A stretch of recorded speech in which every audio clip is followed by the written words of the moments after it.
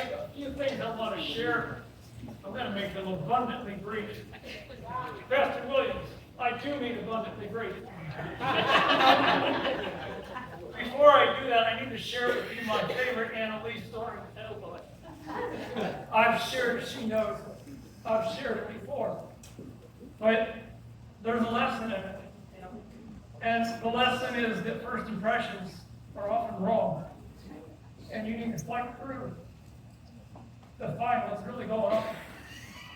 We got together our ministerium for the first time. And we got everybody together. And I am an Excel sheet kind of guy. The world, everything fits inside of boxes. You have a plan, you have an agenda, you have a schedule, you work it. And we got everybody around a table, which was like herding cats. You ever worked with clergy? No offense. But we finally got everybody around the table, and we're sitting at Giordano's, and I have my plan, and I'm ready to work the plan, and everybody's there. And all of a sudden, 15 minutes in, Annalise shows up. And it's like a hurricane. 15 minutes late, order food, it's all disruptive. And finally, 15 minutes later, we settle back down and we get to the plan. So, okay, this is good. We're back on track. We're ready to be. About 20 minutes later, she gets a phone call from one of her kids. Upends everything. She's got to leave. All disruptive chaos all over again. Takes you about 15 minutes, 20 minutes to get things back under control, back to where we need to go.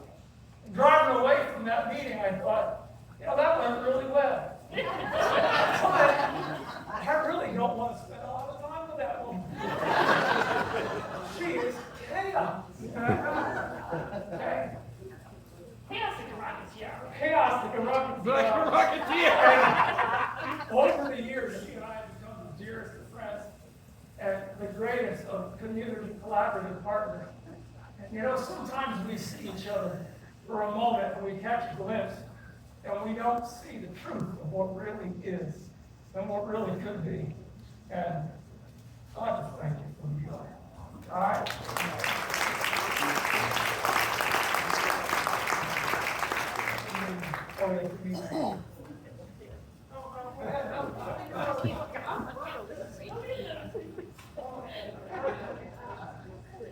That's true, right? That's right. Okay. Look, I want to do three things tonight. I'm going to do them very quickly. I want to offer a couple words of thanks. I want to serve as a mirror for a moment and just kind of reflect back to you what I see in our community. And then I want to answer two questions that I have been asked many, many, many times over and again. But very important questions, and I'm going to answer them for you tonight. Just words of thanks to you as the Southern Chester County Chamber of Commerce for this award. I moved through my entire life not looking to be recognized for anything, but just to simply live the way that I believe that I'm supposed to live. This is just beyond anything that I ever imagined. And just thank you for this honor. It touches me deeply. And it means a lot to me. And thank you to the Kennett community. My family migrated here in 2014. I came to serve as the pastor at First Baptist Church, and I brought my wife and my daughter, and we came here to Kennett. And you opened your arms to us, and you welcomed us, and you made us one of you, and you allowed us to share life together, and to be a part of you, and allowed us to serve alongside of you and with you, and you've helped us in ways that some of you don't even understand. This balloon here, it's 8, right? It was 8 years ago this very week that a doctor walked into a hospital room, my room, stood at the foot of my bed, and told me I had stage 4 colon cancer. And at the end of our conversation, I'm an Excel sheet guy. I need to know. And I pushed him, and he wouldn't answer the question. How long? What's that lead on? And he didn't want to answer the question. And I wouldn't let him leave until he answered it. And he goes, well, Dan, he drew a little bell curve on the little wall up front, and he goes, here's today, here's 2 years. He goes, the most you have is 2 years. He goes, basically what I'm telling you is it's time to go home and get your affairs in order. And you talk about rock your world.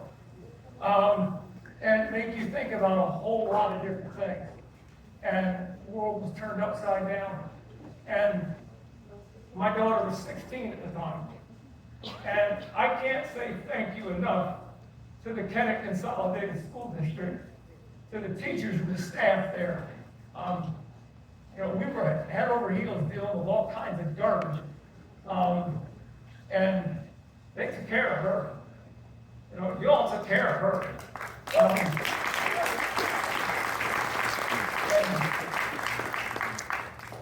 And you supported me.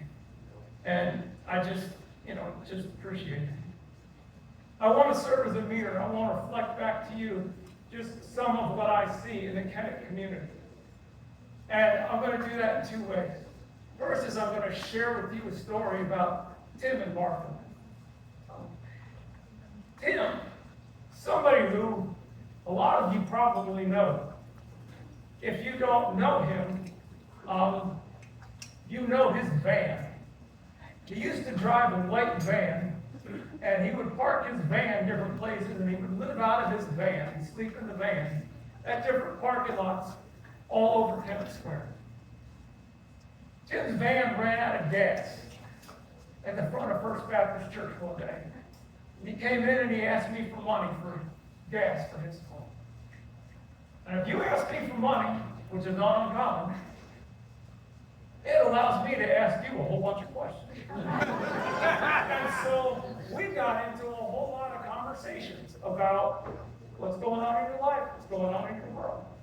And to make a very long story short, I gave Tim the money, and I told him there's probably more here for you than $25 of gas money.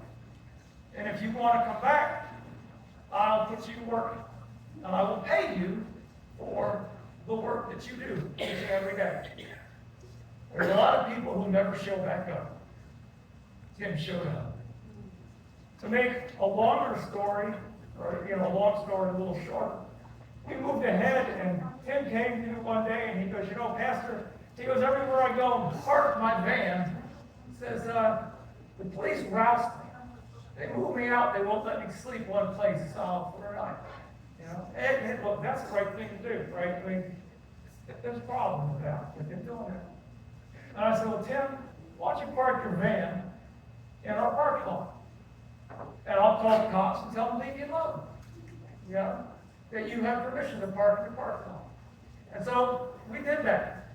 And he would pull in every night, 10 o'clock at night, park the van, sleep the night, get up and go. You've got to be out by 6 o'clock. That's all I'm asking. He's out by 6 o'clock every day. Off to work, doing his thing. I walked out of the church one night. It was freezing cold. It was the dead of winter. And I walked out, and I saw his van there. And I looked at it. And it hit me. If my son was sleeping in a van in the freezing cold outside of a church building, I would be pissed off at that pastor. Or me. And so I went and I roused to him and I said, hey, let's go. We got different plans for you tonight. You're not sleeping outside in this van. And to make a very long story short, Tim ended up being our custodian.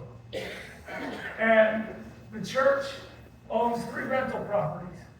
And part of his compensation is we got him into one of those rental properties. And I got to watch out the window. I got to watch Tim restore relationship with his estranged son. I watched the son go to the back of the door and restore relationship.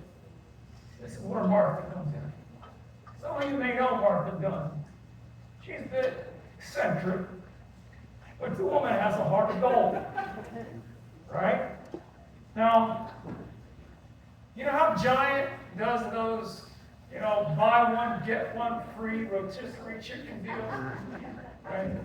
Martha, bless her heart, would go, and she lives alone, and she'd buy 2 rotisserie chickens. And she'd take the other one, and she would hang it on the door of Tim's house. Tim would come home from a day of landscaping, and there'd be a smoking hot rotisserie chicken hanging on the back. See, I see stuff like that all around in our community. And, sometimes we don't notice it, but it's there. And it's part of what makes us who we are as a people. Easter Sunday shows up. Tim was a rough guy. He wasn't smooth around the edges. But I love him. He's a good guy. And Martha walks in on Easter Sunday morning, and she hands him a bag. And he runs off to the men's room and comes out of the men's room, he had these, dirty, grungy clothes on, and, his shirt wasn't nice or anything.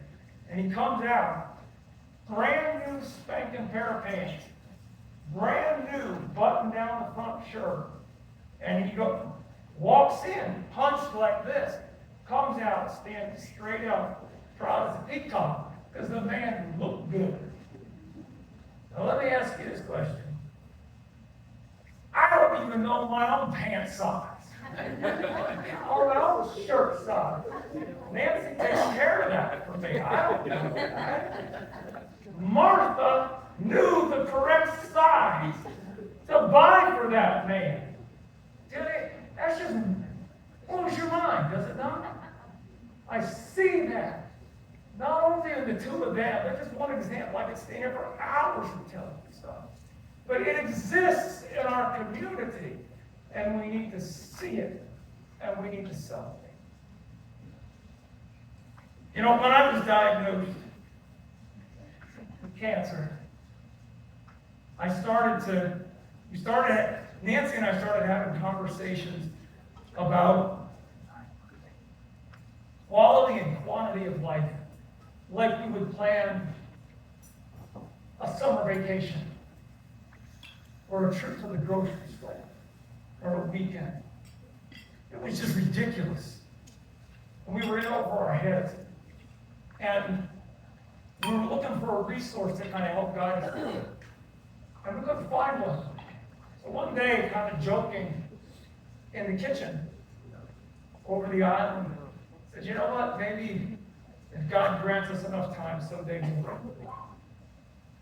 And God was gracious and granted us enough time that we got to write the book. And as we started to put together chapter titles for the book, it became clear that with each chapter, there were people, many of you who were in this room. I wasn't quite aware that you were past award recipient, some of you.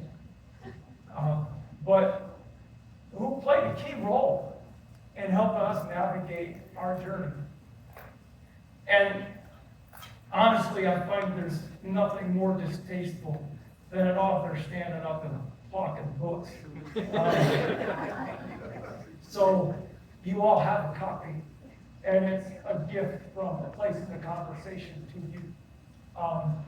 And all we are about at a place in the conversation is trying to get the right resources in the right hands of people to help bring about transformation and healing and change. And so, take it, use it. If there's somebody in your life that needs it more than you, pass it on. Okay? But as we wrote each chapter, we invited people who helped us on our journey. And In the back, you'll see a list of them. You know, Michael wrote the chapter about thinking about legal issues. Joan helped us write a chapter about hospice. Anna Lee helped us write a chapter about grief. Matt, I thought I saw you got earlier. Did I see you, Matt? Here you go. Yeah. What? Well, Matt helped write us a chapter about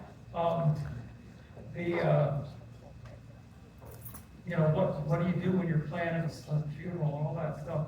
And the book is designed, our story is the backdrop, but the answers that we arrived at for the questions and stuff, they're not the answers that you're going to come up with and somebody else is going to come up with. So all we do is give you a list of questions. These are the things that you really ought to be thinking about now, before life's disruptions come. Because if we had thought about them before, we would have navigated it so much better. And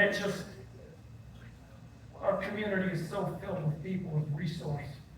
We have so much to be thankful for. And thank you for the way that you supported us through all of that. So finally, 2 questions. People ask me all the time, especially after I got sick and been going through treatment for the past 8 years. They'll ask, Dan, how do you do what you do? And then they'll ask, why do you do what you do? The how I can answer in two ways. First is Abramson Cancer Center, connected with the hospital. I have had all my treatments through with working with Abramson Cancer Center. I was able to go far on the road and get all my chemo treatments right there, not traveling all the way all over the world. All my scan results and plans and all that kind of stuff have ended up at Duke University and up at Rochester Cancer Center, and a number of the ones that you see advertised on TV all the time. And every time we talk to them, they all come back and they say, you know what, we wouldn't be doing anything different for you than what you're getting right here at home, getting right there with Abramson. There's no benefit for you to come see us. And they have been a godsend. And if you ever looking to give money somewhere, it's going to help fight cancer. And where the money's going to stay right at home. And you cannot do any better than sticking with those people, in my humble opinion. And they allowed me to continue doing my work while I was right here. The other answer to the how question is my wife. Stand up. Nancy. My caregiver, and that has meant many different things over the past 8 years. And now she is the woman who pushes me around. Pushed me around before, but it's a little different now. And she gets me to where I need to go. And she just does her job, and full-time job, and then takes care of me and helps me get where I need to be. And I could not do any of this without her. So that's the how question, the why question. Why do you do what you do? Let me tell you. Core of my being, I believe that the Spirit of God is alive and well and at work in this world. And the Spirit has been, continues now, and will continue to be at the work of transformation and renewal in our world. And one of the hardest conversations that we had in this whole journey was sitting around a table with Matt Rico and planning my funeral, because I'm an Excel guy. And I want it done right. Now, some hack is up there talking crap. Forgive me. It's going to be done right. And so I sat with Matt, and we planned the whole thing out. And Matt says, why are you doing this? And I said, Matt, because I need this done so that I can get on with living. And I can get on with doing what it is that I'm supposed to do until that time when the curtain closes and everything fades and I get to go home and be with Jesus. And so why I do what I do, because I just believe in the core of my being that every moment is an opportunity for us to be better together, to work well together, to learn from each other, to grow in conversation. And that only happens when we learn how to listen to each other. And for me personally, it comes when we follow the example of the Jesus that you see in the Gospels. And what I mean by that is it's not the Jesus of our wants and our desires. It's not the Jesus of our fears. It's not the Jesus that often gets presented by, forgive me my friends, religious institutions that are struggling to try to remain relevant and have some kind of power, and they say absolutely god-awful, foolish stuff in the name of Jesus. It's not the Jesus of some political party that is trying to cling to power or regain power. It's none of that crap. It is the Jesus that you see in the Gospels who comes and he sits alongside of the weak and the lost. Yeah. And he comes to seek and to find those who are in need. It's the Jesus who comes and says to the religious leaders, I don't have time for you. I'm going to go hang with the fishermen. And they are the people that I am going to work with. That I am going to spend time with. And for whatever time that God chooses to bless you with, I pray that I learn more and more to move like that Jesus and be able to spend time with you. And we continue to learn to grow from each other. So thank you for this honor. You have no idea how much it has touched me, what it means to me, and it's just a tremendous honor. And thank you for listening.